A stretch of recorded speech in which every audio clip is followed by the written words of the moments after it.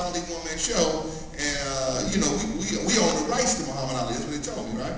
And then here's something they didn't know who they was talking to on the phone, right? I said, well, let me tell you what I know. I know that Muhammad Ali is public domain. Anything printed in a book or newspaper 5 times in America is public domain. I also know that there's freedom of speech. It can be considered an unauthorized biography. I said, let me tell you who took people to court. I started telling them what the law was. I telling them the days and the time. I told them Kitty Kelly wrote a book about Frank Sinatra, the unauthorized biography of Frank Sinatra. Frank sued, tried to stop her from putting the book out, and the American Civil Liberties Union came up and said, oh no, man, are you crazy? Let me show you how this game goes. And they put it out there, showed the freedom of speech and what the first Constitution, you know, the First Amendment. Secondly, there was another person who tried to go against it, which was Larry Flint. Larry Flint versus Jerry Falwell. Jerry Falwell was a preacher out of West Virginia. He owned a church called, you know, Jerry Falwell Church or whatever. And Larry Flint said something funny. It was comedy. He said that Jerry Falwell's first relationship with a woman was with his mama in an outhouse out in West Virginia. And that was comedy. And Jerry Falwell didn't think it was funny. He took the court, sued him. When they got this, that case went all the way to the Supreme Court. And it showed, they said Larry Frank can say whatever he want to say because, you know, nobody in the public is really going to believe anything like that. You're a public figure, you're public domain, you got to accept it. Jokes are jokes, and that's that. So you're able to write anything on anybody in life, right? Yeah, and to answer your question, yes, it's easier to deal with a public domain icon as opposed to a living one. But you've heard his story, so it can be done. But yeah, a lot of people ask me, after the show, where are the children?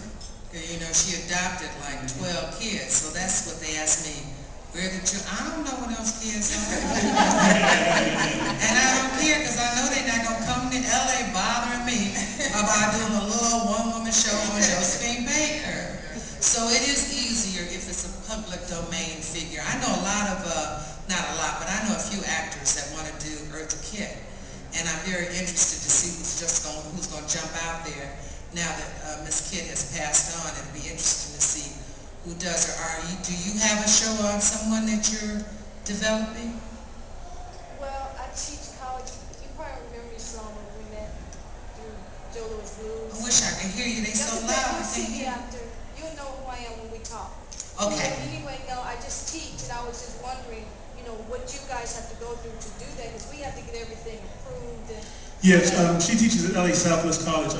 In my case, Paul Robeson, he's of course being deceased and is public domain, but he does have an estate.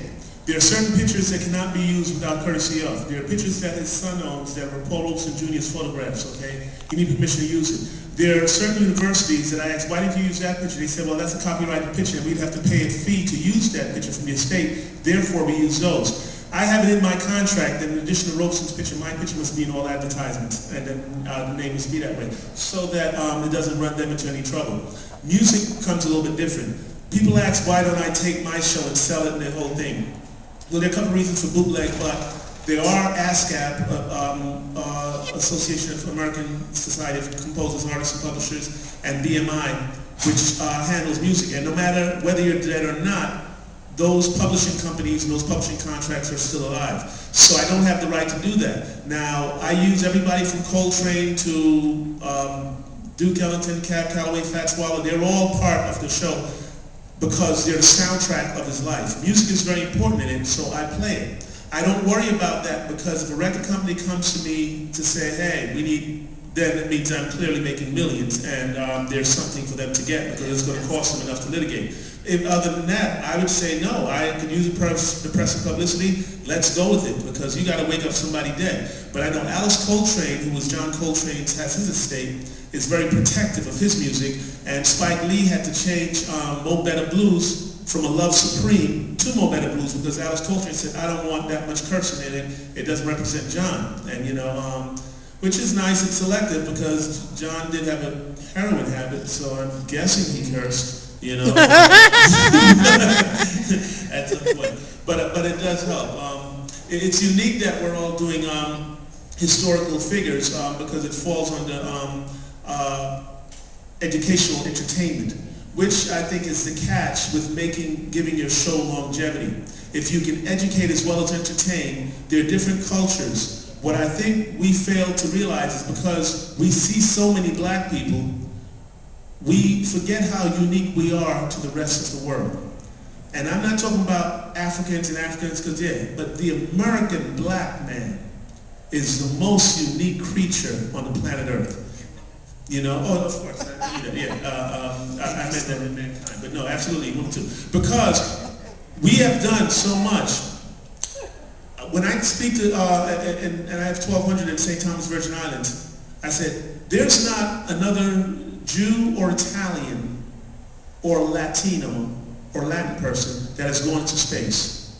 We've had black males and black females that have gone into space.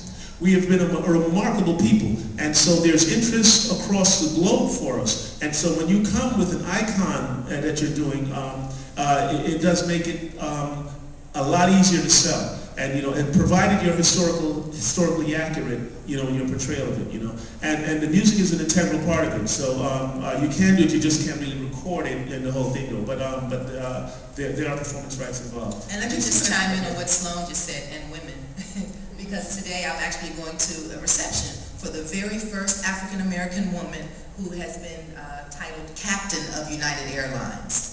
Wow, that's fantastic. The very first one. We have a sister back there that's been waiting patiently to ask a question.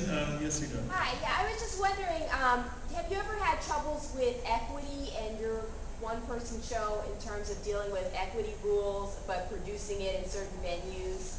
Or how have you managed to work that out? I'm going to start with Michael. I'll answer that. In regards to a solo show, equity kind of gives you carte blanche. There's a one-page document that you have, and it pretty much, you state, I'm doing this one-person show, and you take full responsibility for your space and wherever you are. Now, if you bring in another equity actor, then you have to modify that contract. But as long as you're doing a solo show and it's just you, it's a one-page document that you can get from equity, and it pretty much just state what you're doing and where you're doing it. And that's pretty much it. But you're still going to have to pay them sound people and tech people. Oh, yeah. Well, Mike, As long as they're not equity, you're good. If they're equity, you're going to pay them. If it's a union house. Right. Yeah, I mean, most of the time, It's not a most of the union time in house. college, I do my shows mostly in colleges and universities. So they are not under. No, they have a they're house not waiver. most of the time. Educational institutions have a Yes. house waiver for that. I have a problem with equity. I don't like them, and I don't deal with them at all. And anytime they ask me about it, I totally ignore them, because equity does not provide a living wage for the working actor. That's right. Well, I produced a play called My Daddy's Place. We did about 8 shows. And I went to equity. And I said, I want to do this show, and I have some equity actors that's going to be in this show. I chose a rehearsing location. They were saying, well, we have to come out and look at the location, and if we don't like it, you have to find another one. And I saw everything that I was going to do was going to be a roadblock. You got to have so much medical coverage for the actors. You got to make sure of their safety. And they kept going on and on. I said, you know what, I think I'm going to take a little bit of a sabbatical. I was determined I was going to do this show. So I took a sabbatical and did my show. EP, what did equity want you to pay the actors?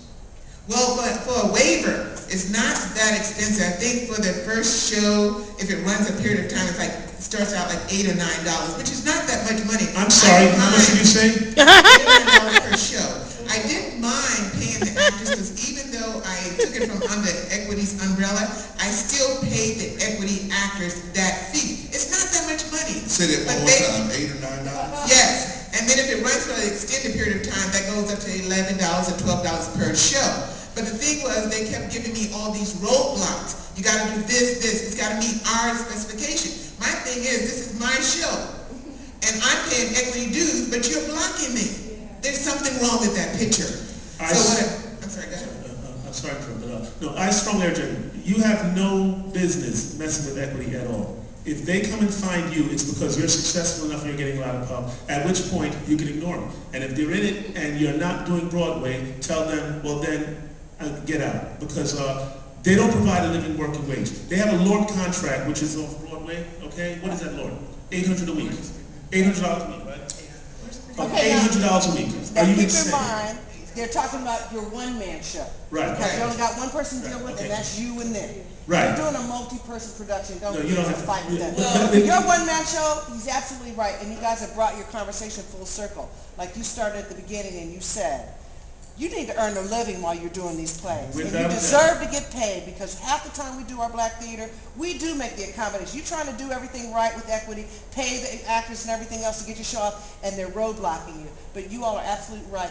The way to go is the one-man show and earn a living, make some money so you have a reason to go back to them and say, Well, actually, I've experienced that not long ago, in March.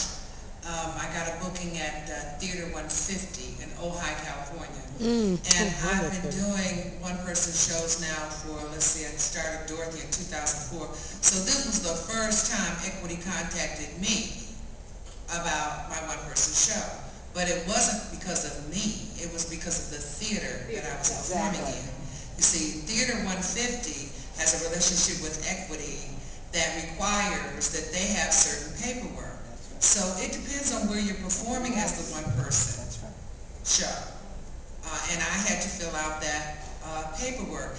And just to also add, Actors Equity Association for the last, actually they started I think in a couple of months ago, they've been having meetings regarding these issues, because they know these are some serious issues in the theater community in California. This equity waiver stuff is terrible. That's why Stogie has the attitude that he has, because they don't do anything for us, and why EP feels like she does, because they make a bunch of